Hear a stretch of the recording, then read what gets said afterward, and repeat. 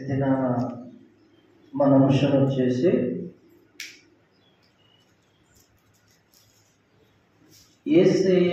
యేసయ్యకున్న వాడుక గల జీవితం. చెప్పండి, యేసయ్యకున్న వాడుక గల జీవితం. అదే యేసు ప్రభువు కూడా ఉంది అంటే ఎస్ ఉంది. ఆయన దేవుడిగా అంటే ఆయన మానవుడిగా వచ్చాడు ఈ లోకానికి. మనం ఏది నేర్చుకోవాలన్నా దేవుని సంగమా ప్రభువుని చూసే మనం నేర్చుకోవాలి. ఆమేన్. ఎందుకంటే ఆయన మనకు మాదిరి ఉంచిపోయాడు, మనకు మార్గాన్ని ఉంచి ఆయన పోయాడు. కాబట్టి యేసు ప్రభువుని చూసి మనం నేర్చుకోవచ్చు, యేసు ప్రభువుని చూసి మనం వెంబడించవచ్చు. హల్లెలూయా. కాబట్టి యేసు ప్రభువుకి ఎలాగైతే వాడుక గల జీవితం ఉందో, ఆయన పిల్లలమైన మనకు కూడా మన జీవితంలో కూడా వాడుక గల జీవితం ఉండాలి. దేవునికి స్తోత్రం. హల్లెలూయా. అందరికీ ఉండేటివి ఉంటాయి, కానీ ఒక్కొక్క వ్యక్తి కొన్ని ప్రత్యేకమైన విధంగా జీవిస్తూ ఉంటారు. ఆమేన్. ఏ వ్యక్తి అయితే తన జీవితంలో యేసు ప్రభువు వలె వాడుక కలిగినటువంటి జీవితాన్ని ఆయన కొనసాగించగలిగితే, లేకపోతే వాడుక గల జీవితాన్ని కనుక ఆయన అనుసరించగలిగితే తన జీవితంలో గొప్ప జయాన్ని పొందుకుంటాడు. హల్లెలూయా. దేవుని స్తోత్రం. ఇది మన జీవితంలో ఉండాలి. అయితే యేసు ప్రభు తన జీవితంలో ఆయన ఏమి వాడుకగా తన జీవితంలో ఉంచుకున్నారు, ఏమి వాడుకగా తన జీవితంలో ఉంచుకున్నారు, ఒక 3 విషయాలు చెప్పేసి మీకు ప్రార్థన చేస్తాను. హల్లెలూయా. మొట్టమొదటిగా యేసు ప్రభు తన జీవితంలో వాడుకగా ఏం చేశాడంటే, ఆయన ప్రతి వారం లేదా ఆయన ప్రతి విశ్రాంతి దినాన ఆయన దేవాలయానికి వెళ్ళే వాడుక ఉంది. హల్లెలూయా. ఎవరికి? యేసు ప్రభువుకి. యేసు ప్రభువుకి ఒక వాడుక ఉందంటే ఏంటంటే, ఆయన ఆ రోజుల్లో విశ్రాంతి దినం శనివారం కాబట్టి ఆయన పెద్దలకడే వేసి ఆయన ఆ రోజు సమాజ మందిరానికి వెళ్ళిపోయేవాడు. ఎందుకు అనంటే అది పరమ తండ్రి అయిన దేవుని యొక్క ఆజ్ఞ. పాత నిబంధనలో ప్రతి ఒక్క యూదుడు ఖచ్చితంగా శనివారం వారు విశ్రాంతి దినానికి వెళ్ళేవారు, దేవుని మందిరానికి వెళ్ళేవారు. అది వాడుక వాళ్ళ జీవితంలో, అది వాడుక. హల్లెలూయా. లూకాసు సువార్త 4వ అధ్యాయం 14వ వచనం చూడండి. అప్పుడు యేసు ఆత్మబలముతో 16వ వచనం చూడండి. తరువాత ఆయన తాను పెరిగిన నజరేతునకు వచ్చెను. తరువాత ఆయన అనగా యేసు తాను పెరిగిన నజరేతునకు వచ్చెను. తన వాడుక చొప్పున విశ్రాంతి దినమందు సమాజ మందిరంలోనికి వెళ్ళి చదువుటకై యేసు ప్రభు ఎక్కడికి వెళ్ళాడంటండి? మీకు ఒక విషయం చెప్తున్నా వినండి. యేసు ప్రభుకు ఒక వాడుకుంది ఏంటంటే, ఆయన సమాజ మందిరానికి వెళ్ళేవాడు, దేవాలయానికి వెళ్ళేవాడు. మన జీవితంలో క్రైస్తవులుగా మనకు కూడా ఈ వాడుక ఉండాలి. ఆమేన్. హల్లెలూయా. యేసు ప్రభు తాను యవనుడైన తర్వాత, అంటే తను పని చేయగలిగిన శక్తి వచ్చిన తర్వాత 30 సంవత్సరాల వరకు దాదాపుగా వడ్రంగి పని చేశాడు. వడ్రంగి పని అంటే ఆయన మంచాలు చేశాడు, బల్లలు చేశాడు, పులిపిట్లు చేశాడు. ఏం చేశాడో తెలియదు, కానీ వారి నాన్నగారు అంటే మరియమ్మ భర్త యోసేపుతో కలిసి ఆ వర్క్ చేసేవాడు. 30 సంవత్సరాలకు గాను ఆయన సేవలోకి వచ్చాడు బాప్తిసం తీసుకొని. హల్లెలూయా. హల్లెలూయా. అలా చేస్తూ కూడా, పని చేస్తూ కూడా వాడుక చొప్పున విశ్రాంతి దినంలో దేవాలయానికి వెళ్ళేవాడు. హల్లెలూయా. చాలా జాగ్రత్తగా వినాలి. మరి మనము ప్రభువుని అనుసరించే వారముగా ఉన్నాం కాబట్టి మనము నిజంగా మీరు ధన్యులు, దేవుడు బిడ్డలారా. కొంతమంది ఎన్ని పనులున్నా ఏదున్నా ఆదివారం మాత్రం దేవుని సన్నిధికి విడిచిపెట్టరు. ఇది మీ పిల్లల యొక్క భవిష్యత్తుకి ఆశీర్వాదానికి మీరు వేసుకునే పునాది. దేవునికి స్తోత్రం. నిజముగా దేవుడు మిమ్మల్ని దీవించును గాక. ఆమేన్. ఇది మీ కుటుంబంలో, మీ వంశంలో మీరు వేసుకునేటటువంటి పునాది, మీ తరతరాలకి ఆశీర్వాదం. ఎవరు మీకు కష్టాలు లేవా, మీకు బాధలు లేవా, మీకు ఆర్థికంగా ఇబ్బందులు లేవా? అది కాదు. నా ప్రభు ఆయన చెప్పాడు, విశ్రాంతి దినం, ఆదివారం, పునరుత్థానం దినాలు ఆయన సన్నిధికి వెళ్ళమని. అందుకే మనం శనివారం నుంచి ఆయన సన్నిధికి రావడానికి సిద్ధపడతాం. హల్లెలూయా. ఇంకో మాట చూడండి, లూకాసు వార్త 2వ అధ్యాయం 44వ వచనం చూడండి. అక్కడే అనే ఆ పేజీలోనే పక్కన ఉంటుంది. ఆయన తల్లిదండ్రులు అంటే ఎవరు? యోసేపు, మరియా. ఆ సంగతి ఎరగక 42 నుంచి చదవమ్మా. 41వ వచనం నుంచి చదవండి.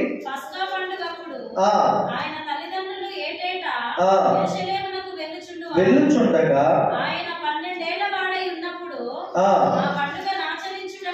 ఆ పండుగను ఆచరించుటకై వాడుక చొప్పున వారు యెరూషలేమునకు వెళ్ళారు.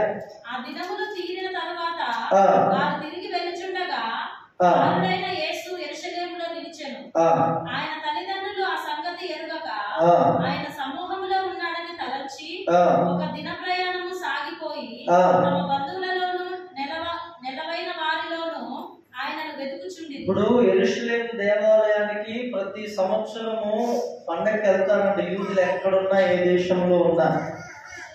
అదే క్రమంలో యోసేపు, మరియా, అలాగే 12 సంవత్సరాల వయసున్న యేసు ప్రభు కూడా వెళ్ళారు. వెళ్ళి ఆ పండుగ దినములు అవి అయిపోయిన తర్వాత వారు తిరిగి ప్రయాణంలో వస్తున్నారు. అయితే యేసు ప్రభు ఎక్కడున్నారు?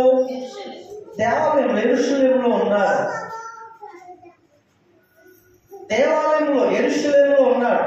ఇది వెనక్కి ఏం చేశారు వీళ్ళు? యోసేపు మరియా వీళ్ళు ప్రయాణమై, ఒక దిన ప్రయాణం అంటే సుమారు 20-30 కిలోమీటర్లు నడుచుకుంటూ వెళ్ళిపోయారు.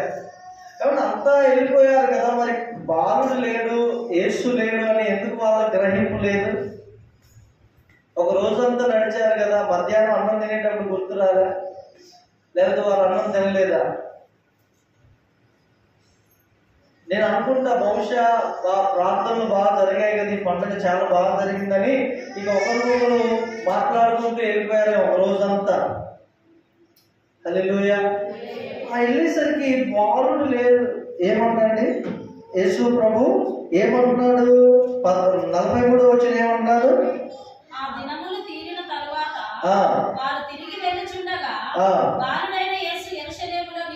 యేసు ప్రభుకి ఎన్ని సంవత్సరాలు? 12 సంవత్సరాలు. ఏమంటున్నారు? బాలుడు అంటే 12 సంవత్సరాల నుంచి కింద ఉన్న వాళ్ళు ఎవరు కదా? 12 సంవత్సరాల నుంచి కింద ఉన్న వాళ్ళు బాలుడు. వాళ్ళని మనం గద్దించాలి, శిక్షించాలి. హల్లెలూయా. వెళ్ళేసరికి ఇక్కడ ఏమన్నాడంటే, ఇప్పుడు 44వ వచనం నుంచి చదవండి.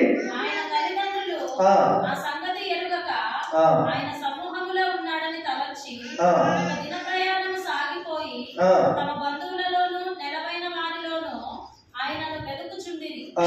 ఆయన కనబడినందున ఆయనను వెతుకుచు యెరూషలేమునకు తిరిగి వచ్చింది. మళ్ళీ తిరిగి వచ్చేసారు. రాగానే 3 దినములైన తర్వాత ఆయన దేవాలయములో బోధకుల మధ్య కూర్చుని 3 దినాలు వెతికారు. అమ్మా, ఎన్ని దినాలు? 3 రోజులు వెతికారు కానీ కనబడలే. చివరికి దేవాలయంలోకి వెళ్ళగానే ఏమైందంట? వారి మాటలను ఆలకించుచు వారిని ప్రశ్నలు అడుగుచు చూచిరి.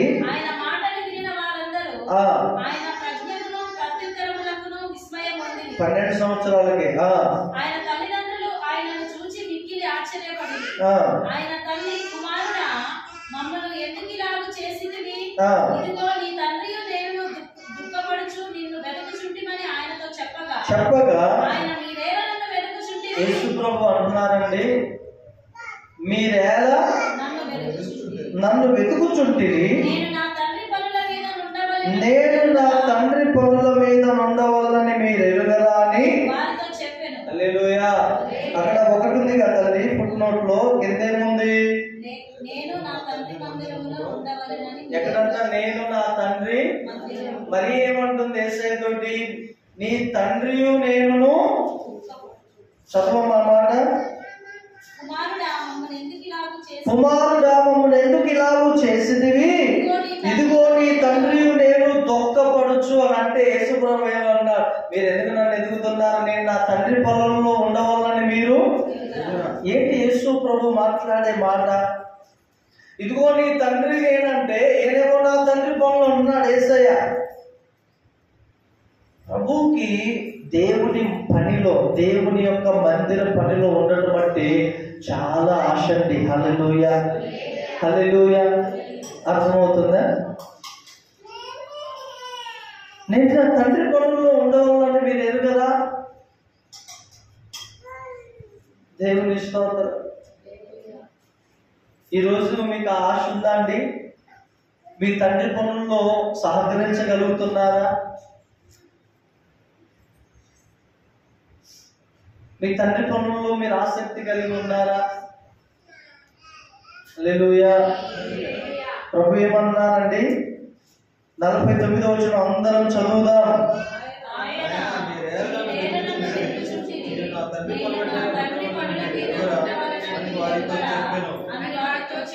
హల్లెలూయా. అంటే కింద అంటాడు, నా తండ్రి మందిరంలో ఉండవాలి.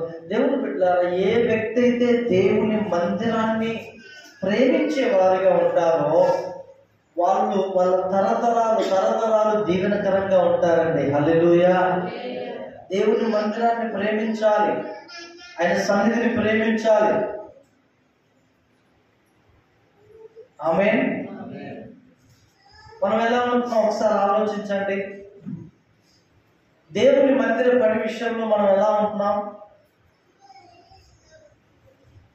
ఒక బాధ్యత మనలో రావాలి. ఆమేన్. నిజంగా యేసు ప్రభు నీ తండ్రి అని నువ్వు గ్రహించగలిగితే నీకు ఒక బాధ్యత వస్తుంది. యేసు ప్రభు ఒక మాట అన్నారు, 20 అధ్యాయం అనుకుంటా మత్తయి సువార్తలో. ఏమంటారండి ఆయన? 5 కన్యకలు బుద్ధి కలిగిన వారు, 5 కన్యకలు బుద్ధి లేని వారు. సంఘములో 2 భాగాలుగా దేవుడు విభజించాడండి.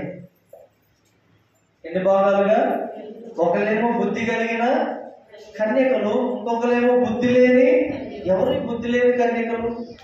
ఏమండి? బుద్ధి కలిగిన కన్యకలు ఎవరు? ఒకసారి ఆలోచించండి. క్రైస్తవ జీవితం అంటే నీకు టైం ఉన్నప్పుడు వచ్చేది, నీకు టైం ఉన్నప్పుడు దేవుని ప్రార్థన చేసేది కాదు. హల్లెలూయా, హల్లెలూయా. చాలా మంది అంటారు, ఎవరు అనగా నేను విన్నానండి, 2-3 సార్లు అన్నారు. విష్టికి వెళ్ళినప్పుడు అన్నారు, ఆ పాస్టర్ గారు రేపు ఖాళీగా రేపు వస్తానని చర్చికి అంటారు. ఏమంటారు పాస్టర్ గారు? రేపు ఖాళీ కదా, మా రేపైనా వస్తారులే అని అనుకుంటారు మీ పాస్టర్ గారు. కానీ దేవుడు ఏమనుకుంటారు తెలుసా? అంటే నీకు ఖాళీ ఉంటే నా సన్నిధికి వస్తావా, నా కోసం నువ్వు ఖాళీ చేసుకోవా అని దేవుడు గొప్పపడతాడు. హల్లెలూయా. ఆయనంట దేవుని మందిరంలో సమాజం వాడితో చొప్పున వెళ్ళేవాడంట. దేవునికి స్తోత్రం. ఇంకో మాట, నిర్గమకాండంలో 35వ అధ్యాయము 1వ వచనం చదవండి. నిర్గమకాండం 35వ అధ్యాయం 1వ వచనం. చేసి 75 పేజీ పాత నిబంధన 35వ అధ్యాయం నిర్గమకాండం 2వ వచనం. ఆజ్ఞాపించిన వీధి ఏమనగా 6 దినములు పనిచేయవలెను, 7వది మీకు ఏం దినం అంటండి? ఇది పరిశుద్ధ దినం. దుర్గక్క, ఏ దినం అంటే ఇది? పరిశుద్ధ దినం. అది యెహోవా విశ్రాంతి దినము. దానిలో పనిచేయు ప్రతి వాడును మరణ శిక్ష నొందును. అప్పుడేమో డైరెక్ట్ గా చనిపోయే వాళ్ళండి, కానీ ఇప్పుడు అట్లా కాదు. ఆత్మీయంగా చనిపోతాం దేవునికి దూరం అయితే. ఆత్మీయమైన జీవితంలో దిగజారిపోతాం. ఆత్మీయమైన జీవితంలో ప్రార్థన అంటే ఇంక ఇంట్రెస్ట్ ఉండదు. ఇక దేవుని మందిరానికి పునరుద్ధారపు దినానికి మనం దూరం అయ్యే కొద్దీ మన ఆత్మీయ జీవితం వెలుగుతూ ఉంటుందా, చీకటి చేరుతూ ఉంటుందా? తెలిసిన ఆన్సర్ పోతే గట్టిగా చెప్పండి. ఎలా ఉంటుంది? ఇప్పుడు దేవుని సన్నిధికి దూరం అయ్యే కొద్దీ వారి జీవితంలో వెలుగు పెరుగుద్దా తరుగుద్దా? అంటే చీకటి ఏమైంది వారి జీవితంలో?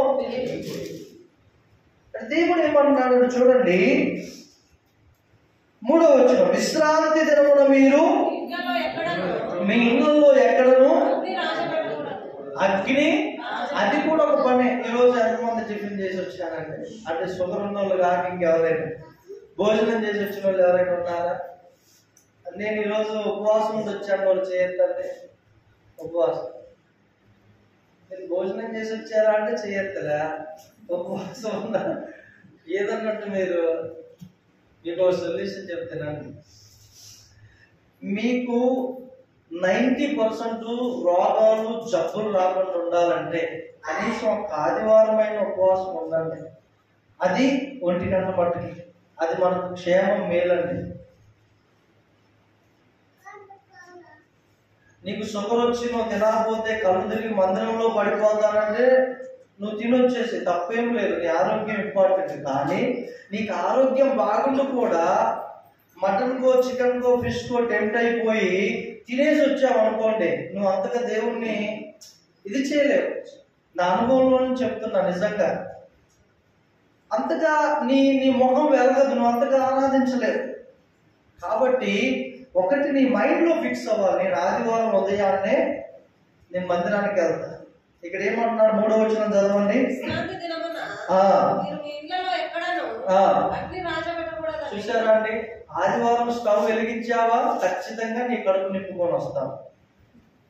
నీ కడుపు నింపుకొని వచ్చావా, నువ్వు ఆత్మతో సత్యంతో దేవుణ్ణి ఆరాధించలేవు. దినాల్లో అండి గుంటూరులో కానీ విజయవాడలో అంటే ఫస్ట్ అంటే కదా మిషనరీస్ వచ్చింది. ప్రార్థన ఆదివారం అంటే శనివారం నైట్ నుంచి ఉపవాసం ఉండేవారు కొంతమంది తల్లులు. అందుకే అంత దీవించాడు దేవుడు. నేనేమన్నా అంటే ఒక తల్లిగా తండ్రిగా నీవు నీ బిడ్డలకు ఒక మాదిరి చూపించాలి. మా అమ్మ నాన్న ఆదివారం వస్తే ఇంట్లో స్టవ్ వెలిగించాలి. ఎందుకు అంటే మందిరానికి వెళ్ళాలి, ఆరాధించాలి, వాక్యం వినాలి, వచ్చిన తర్వాత స్టవ్ వెలిగించాలి. అది మాకు ఆశీర్వాదం.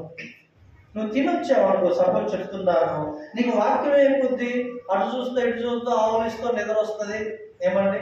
అది ఆకలితో ఉన్నావు అనుకోండి, భక్తి భావం వచ్చేస్తుంది. నువ్వు వాక్యం కూడా నీలోనికి వెళ్తుంది. హల్లెలూయా. అందుకే దేవుడు విశ్రాంతి దినాన్ని ఏమి ముట్టించొద్దంటున్నాడు? అగ్ని. అంటే దాని అర్థం ఏంటంటే నువ్వు కొంచెం ఉపవాసం ఉండి నా సన్నిధికి రాని. హల్లెలూయా. 20వ అధ్యాయం నిర్గమకాండం 8వ వచనం చదవండి. 8 నుంచి అందరు తీశారండి. 28.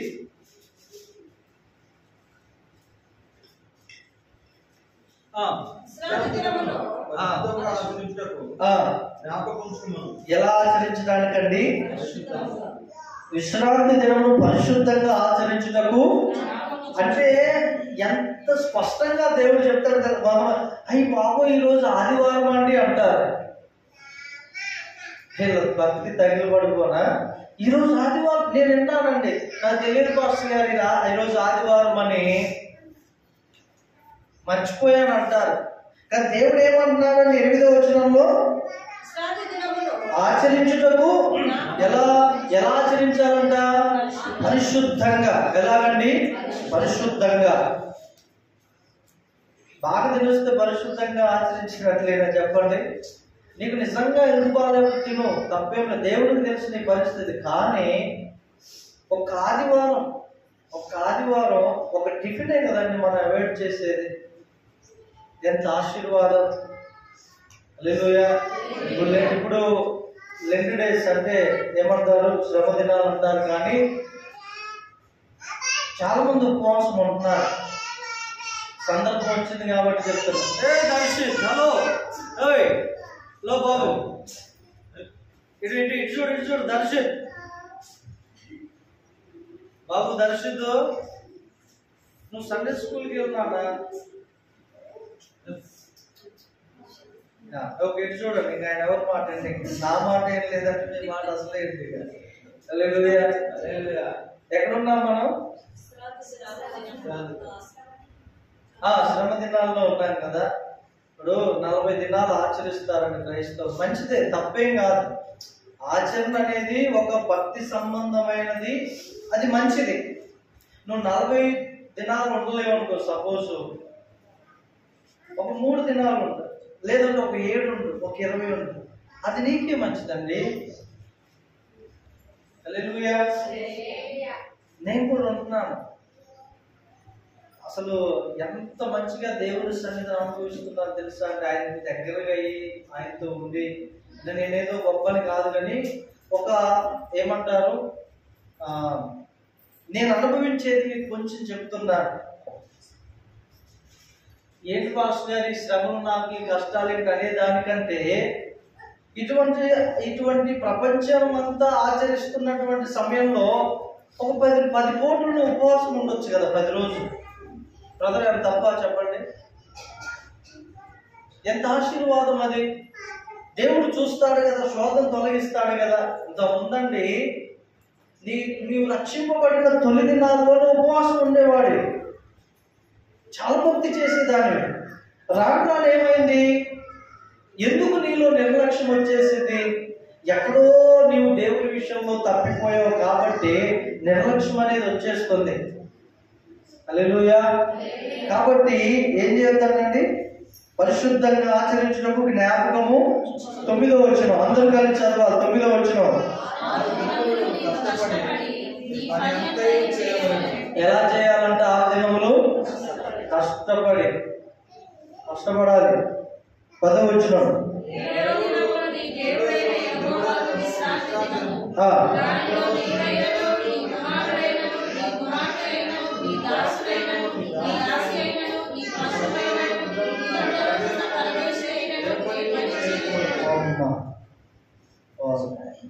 మరలా చదవండి.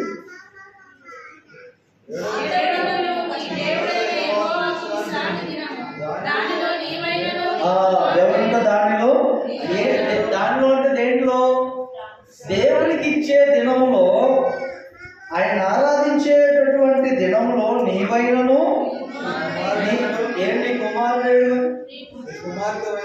నీ కుమార్తెను, నీ దాసుడైనను, నీ దాసైనను, నీ పశువైనను, నీ ఇళ్ళలో ఉన్న పరదేశైనను. ఇంత ఖచ్చితంగా ఉండగలుగుతున్నామండి మనం? ఉండగలుగుతున్నాం మనం?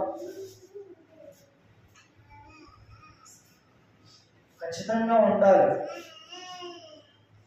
హల్లెలూయా. 11వ వచనం కూడా,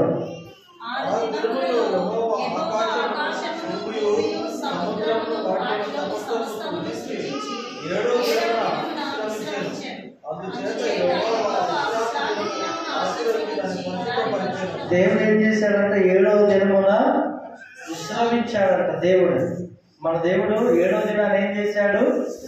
6 దినములు ఏం చేశాడంట? అన్నిటినీ సృష్టించాడు. మరి మనం ఏం అనుసరిస్తున్నాం? నిజంగా మిమ్మల్ని బట్టి దేవునికి స్తోత్రం. హల్లెలూయా. మీ ద్వారా ఖచ్చితంగా మీ సంతానం, మీ తరతరాలు మీ మీద ఉన్న ఆశీర్వాదం వాళ్ళ మీదకి అలా దొరుకుంటూ వెళ్తుందండి. హల్లెలూయా. ఒకవేళ వాళ్ళలో ఎవరైనా దేవునికి అధేయత చూపి తిరుగుబాటు చేసి, నాకు ఇంకా దేవుని ఆజ్ఞలతో పని లేదని కనుక దేవుణ్ణి ధిక్కరించి వెళ్తే, అతన్ని బట్టి ఏమైనా శాపం ఆమెను బట్టి కలుగుద్దేమో కానీ, మీరు ఈ విధంగా జీవిస్తే, మనము ఈ విధంగా జీవిస్తే ఖచ్చితంగా దేవుని ఆశీర్వాదం మనల్ని ఏలుతూనే ఉంటది. హల్లెలూయా. ఏంటంటే యేసయ్య తనకు తన జీవితంలో వాడికి ఏంటంటే ప్రతి విశ్రాంతి దినమున సమాజ మందిరానికి వెళ్ళేవాడు, దేవుడి సన్నిధికి వెళ్ళేవాడు. రెండవదిగా ఆయనకున్న వాడికి ఏంటంటే ఆయన వాడుక చొప్పున ప్రార్థించేవాడు. యేసయ్య వాడుక చొప్పున ఏం చేసేవాడు? ప్రార్థించేవాడు. వాడుక చొప్పున ప్రార్థించడం ఏంటి? అసలు యేసయ్య దేవునికి ప్రార్థన అవసరం చెప్పండి? ఆయన ప్రార్థన చేయించుకునేవాడు, చేసేవాడిగా ఉన్నాడు అనంటే ఆయన మానవుడిగా మానవ శరీరాన్ని ధరించుకొని ఉన్నాడు కాబట్టి ఒక మానవుడు ఏది చేయాలో అది ఖచ్చితంగా యేసయ్య చేశాడు. హల్లెలూయా. ఆయన వాడుక చొప్పున ప్రార్థన చేసేవాడంట. మనకు ఒక వాడుక ఉంటుంది. ఏంటి ఆ వాడుక చెప్పండి? ప్రతిరోజు 3 పూటల అన్నము తింటాము. ఇది వాడుక, దేవుడిచ్చిందే మనకి. అవునా కాదా చెప్పండి? అయ్యో నేను మొన్నటి నుంచి అన్నం తినడం బంద్ చేసా, మర్చిపోయాను వాళ్ళు ఎవరైనా ఉంటారండి? ఉండరు. మర్చిపోయి కూడా మనం అన్నం తింటాం, మర్చిపోము. ఆ టయానికి ఖచ్చితంగా అది మన వాడుక. యేసు ప్రభువుకు ఒక వాడుక ఉంది. ఆయన ప్రార్థన చేసేవాడు. హల్లెలూయా. ఒకసారి మార్కు సువార్త త్వరగా మనం ముందుకెళ్తాము. 2వ అధ్యాయం 35వ వచనం చదవండి. మార్కు సువార్త 2వ అధ్యాయం 35వ వచనం. ఆయన మొదటి అధ్యాయం 35వ వచనం. ఆయన పెద్దలగడ లేచి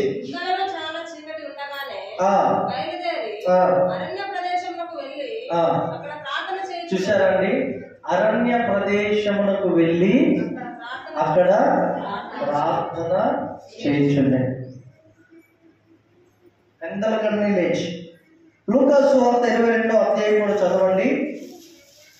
లూకా సువార్త 22వ అధ్యాయము 39వ వచనం.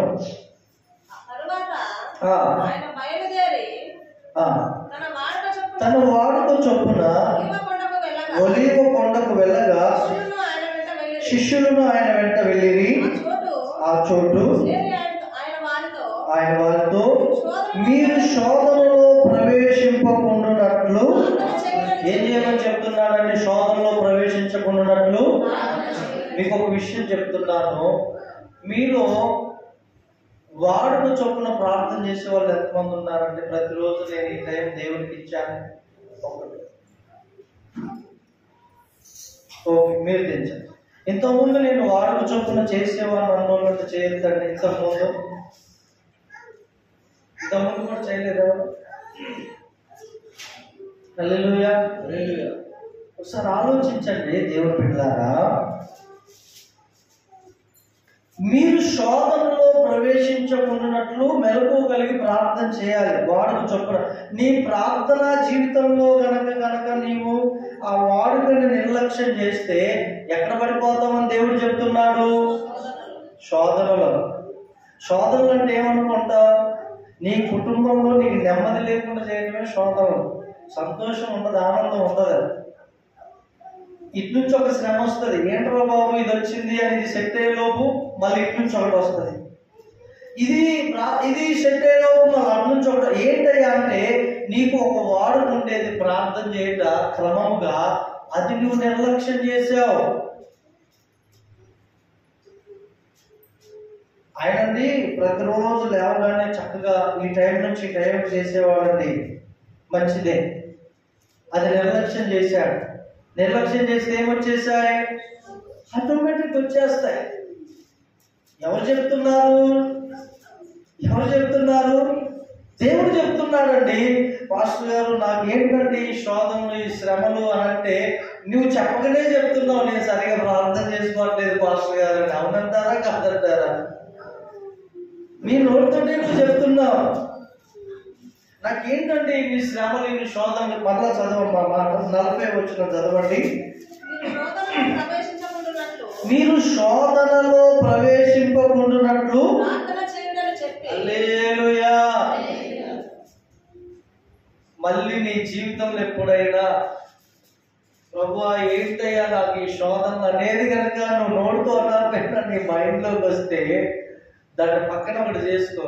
నేను నా ప్రార్థన వాడుక నిర్లక్ష్యం చేశా, సమాధానం వచ్చేసింది. వెళ్ళు, వాడుక చోటున నీ టైం ఏంది, రోజు ఉదయం సాయంత్రం ఎప్పుడెప్పుడు ప్రేయర్ చేసేవాడు, ఎప్పుడెప్పుడు ప్రేయర్ చేసేదాన్ని.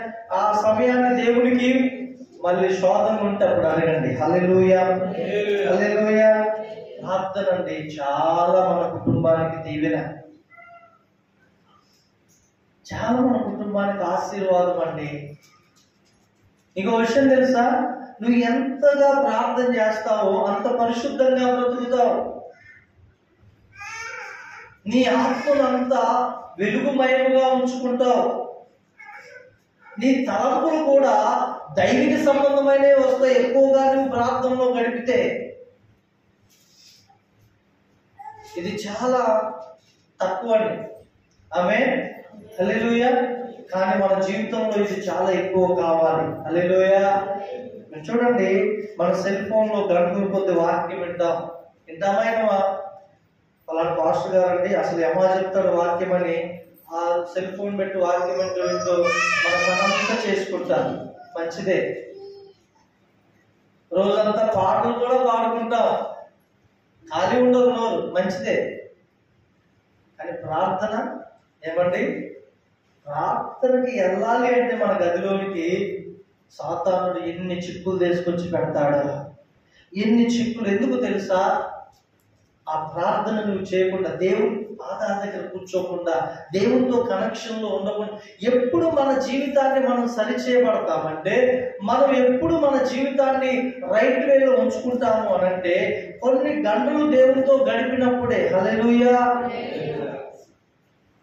వాళ్ళ సిస్టర్తో అండి, వాళ్ళ బ్రదర్తో అండి నేను ఒక పావు గంట మాట్లాడా. అబ్బాయి ఎంత ఆదరణ ఉన్నాయో వాళ్ళ మాటలు, ఎంత సంతోషం, ఎంత ధైర్యాన్ని ఇచ్చాయో అండి అంటాం. అదే నువ్వు జీవము కలిగిన దేవుని పాదాల దగ్గర గడిపితే ఆయన నీకు ఎంత బలపరుస్తానండి. యేసు ప్రభువుకు ఒక వాడుకుంది ఏంటంటే అది ఆయన అనుదినము ప్రార్థన, ఆయన రాత్రంతా ప్రార్థన చేసేవాడంటండి. ఆయన అంటున్నారు, మీరు శోధనలో ప్రవేశింపకుండా మెలకువగలిగి ప్రార్థన చేయండి. ఇంకో మాట ఇక్కడ 21వ అధ్యాయంలో 36వ వచనం చదవండి. లోకాసు సువార్త.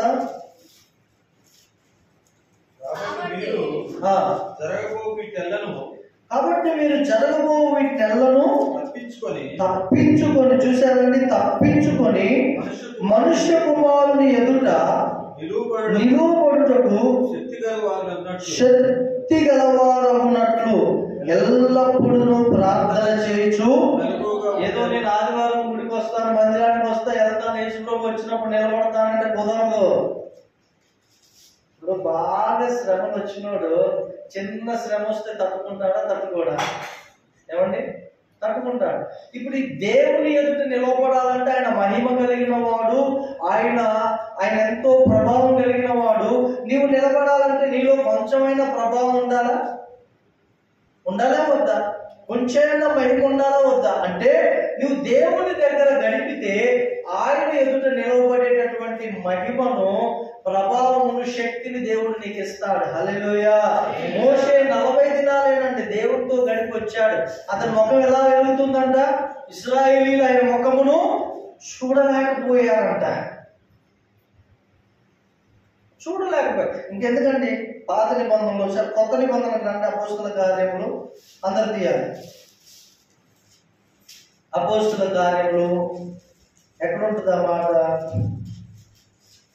5వ అధ్యాయమా 7వ అధ్యాయమా? 6వ అధ్యాయంలో ఉంది. 15వ వచనం చదవండి. సభలో కూర్చున్న వారందరూ అతని వైపు తేరి చూడగా, ఎవరి వైపు? స్టెఫను వైపు తేరి చూడగా అతని ముఖము దేవదూత ముఖము వలె వారికి కనబడెను. హల్లెలూయా. ఎంత ఆశ్చర్యం అండి, ఎంత ఆశ్చర్యం. మన ముఖాలు ఎలగాలంటే మనము దేవునితో ప్రార్థన, ఒకటి దేవుని పెట్టారు అనుదినం. నీకు ఒక వాడుక ఏంటంటే దేవుని సన్నిధిలో గడపడం ప్రారంభించండి. ఫస్ట్ ఒక అరగంట పెట్టుకోండి ప్రారంభ దినాల్లో. ఆ తర్వాత ఆటోమేటిక్గా అందులో నువ్వు నమ్మకంగా ఉంటే నీ ప్రార్థనలో నువ్వు ఎదుగుతూనే ఉంటారు. కొంతమంది తల్లులు ఇక్కడ ప్రతిరోజు సాయంత్రం 7 నుంచి 8 గంటల వరకు వాళ్ళు ప్రార్థన చేస్తారు. వారి గదుల్లో ప్రార్థన చేస్తారు, వారి ఇంట్లో ప్రార్థన చేస్తారు. ఒకటి దేవుని బిడ్డలారా, నీ సమయాన్ని పొరపాటున మరొక వ్యక్తికి నువ్వు ఇవ్వద్దు. అది ఎంతో విలువ అయితేనే కానీ ఆ వ్యక్తికి నీ సమయాన్ని ఇవ్వు. కానీ అనవసరంగా కనుక నీ సమయాన్ని ఆ వ్యక్తికి ఇచ్చి నువ్వు దొంగిలించుకుంటున్నావంటే ఆ సమయము చాలా నీకు ప్రమాదకరం. అది ఎంతో శోధన అండి. యేసయ్య అన్నాడు, మీరు శోధనలో ప్రవేశింపకుండా మెలకోగలిగి ప్రార్థన చేయండి. ఆయన ప్రార్థన చేసే వాడుక. ఆఖరిగా మూడవదిగా ప్రభువుకున్న వాడుక ఏంటంటే ఆయన అద్భుతాలు చేసేటటువంటి వాడుక కలిగి ఉన్నాడు. ఏం చేసేవా అంటే అద్భుత స్వస్థత. ఒక మాట చదువుదాం, ఒక మాట మత్తయి సువార్త మనం ముగించుకుందామండి. 4వ అధ్యాయము 23వ వచనం. మత్తయి సువార్త 4వ అధ్యాయం. దేవుని రాజ్యమును గూర్చిన సువార్తను ప్రకటించుచు ప్రజలలోని ప్రతి వ్యాధిని రోగమును స్వస్థపరచుచు గలిలయనంతటా సంచరించెను. చూశారండి, ఆయన కీర్తి సిరియా దేశమంతటా వ్యాపించెను. దేవునికి మహిమ కలుగును గాక. హల్లెలూయా. మరలా చదవండమ్మా. యేసు వారి సమాజ మందిరములో 24వ వచనం కూడా ఆయన కీర్తి సిరియా దేశమంతటా వ్యాపించెను. నానా విధములైన రోగముల చేతను వేదనల చేతను పీడింపబడిన వ్యాధిగ్రస్తులందరినీ, దయ్యం పట్టిన వారిని, చాంద్ర రోగులను, పక్షవాయువులను వారి యొద్దకు తీసుకొని రాగా ఆయన వారిని స్వస్థపరిచెను. హల్లెలూయా. ఆయనకు ఒక వాడుక ఉందండి. యేసయ్యకు ఆయన అద్భుతాలు చేసే వాడుక. ఆమేన్. అద్భుతాలు చేశారు. ఆ చిత్రంలో ఒక తల్లిని 2 కొడుకులు ఇలా మోసుకొని వచ్చారు ప్రేయర్ చేయమని. అలా ప్రార్థన చేశారు. ఈ తలలో ఏదో కరెంట్ షాక్ కొట్టినట్టు అయిందంట. ఆ వారంలో కర్ర పట్టుకుని నడుచుకుంటూ చక్కగా మందిరానికి వచ్చింది. హల్లెలూయా. ఇప్పుడు కర్రలో ఏం లేదు, నడుచుకుంటూ వచ్చేస్తుంది. డాక్టర్ ఉన్నాడు, 30 రోజులు చచ్చిపోతున్నాడు. ఎండా కొత్తగూడ హాస్పిటల్లో. ఏది కావాలంటే అది పెట్టండి అయ్యా బాబు అన్నారంట. ఆడపిల్లలు లేదు, మగ పిల్లలు లేదు, అన్ని వాళ్ళే చేశారు. మంచంలో ఉంటే 6 నెలలు. ఎవరో చెప్పారు, పాస్టర్ గారు ఇట్లా వెళ్ళండి. ఆ రోజు గురువారం ఒక దేవుడు ప్రేరేపించారు, విజిటింగ్కి వెళ్ళాలని వెళ్ళారు. చెప్పారు, వెళ్ళి ప్రేయర్ చేస్తే కరెంట్ షాక్ తగిలినట్టు ఇక్కడ నరాలు అయ్యి చెప్తుందండి. సాక్ష్యం చెప్పారు. చేతులు వస్తున్నాయి, కాళ్ళు వస్తున్నాయి. ఇప్పుడు అమ్మనాలు చేసుకుంటుంది, ఇంట్లో పని చేస్తుంది, అనుకోని పెడుతుంది. హల్లెలూయా. దేవుడి పని ఏంటంటే ఆయనకున్న వాడికి అద్భుతాలు చేసేవాడు. అద్భుతాలు చేస్తారు. హల్లెలూయా. టీకొత్తలో వెళ్ళాను, వేరే పని ఉంది. చిన్నప్పుడు నాకు అప్పుడు 14 సంవత్సరాలు ఉంటాయి. దేవుడు నమ్ముకున్న 11 సంవత్సరాలు. ఒక ఆయన అండి ఇంతలా ఉన్నాడు, ఆయనకి 25 సంవత్సరాలు ఉంటాయి. చెక్క సెంటర్ని పని చేస్తుంటే ఆ చెక్కలు తీస్తుంటే ఎర్రదేలు కొట్టిందంట. ఆయనకి ఎర్రదేలు కొట్టి ఇంజక్షన్లు వేస్తే తగ్గలే. డాక్టర్ గారు, ఇది కాదురా, నీకు మత్తులో నీకు నొప్పి తగలకుండా ఉంటుందిరా అని చెప్పేసి ఆయన తీసుకెళ్ళి హోటల్ 2 సీసాలు తాపించారంట. అయినా మొత్తం ఎక్కట్లేదంట. నేను ఆటో కోసం వెయిట్ చేస్తున్నా అక్కడ. ఇవన్నీ చూస్తున్నాను. ఆయన బాధండి, దొర్లు ఏడుస్తున్నాడు, అంత పెయిన్. మరి నేను వెళ్ళి అన్నాను, మరి ఇక్కడ ప్రార్థన చేస్తారండి, చేయించుకుంటారు, తగ్గిపోయిందన్న. నాయన అన్నారు. తీసుకెళ్ళి అక్కడ ఒక అక్క ఉన్నారు, వాళ్ళ ఇంటికి తీసుకెళ్ళి కొబ్బరి రోజులు ఉందంటే అప్పుడు నాకు 14 సంవత్సరాలు 15 ఉంటాయి. తీసి ప్రేయర్ చేసి ఆయన ఏళ్ళు పట్టాడు. ప్రార్థన చేసి, తండ్రి ఈ తేలు విషయాన్ని తొలగించు నాయన. అలా నా ఏలు ఆయన ఏలు మీద పెట్టి అలా ప్రార్థన చేస్తే 6 నిమిషమే ప్రేయర్ చేశా. కానీ 6 నిమిషంలో వామ్మో అన్నాడు ఆయన. ఏంటో అమ్మో అన్నాడు అనేసి ఆమెను చూస్తే ఏమైందన్నా అని అన్నా. పెద్దయిన కదా, 28 సంవత్సరాలు. ఏమైందన్నా అంటే ఈ తేలు విషయం అంటే ఇలా కిందికి వెళ్ళిపోయిందంట.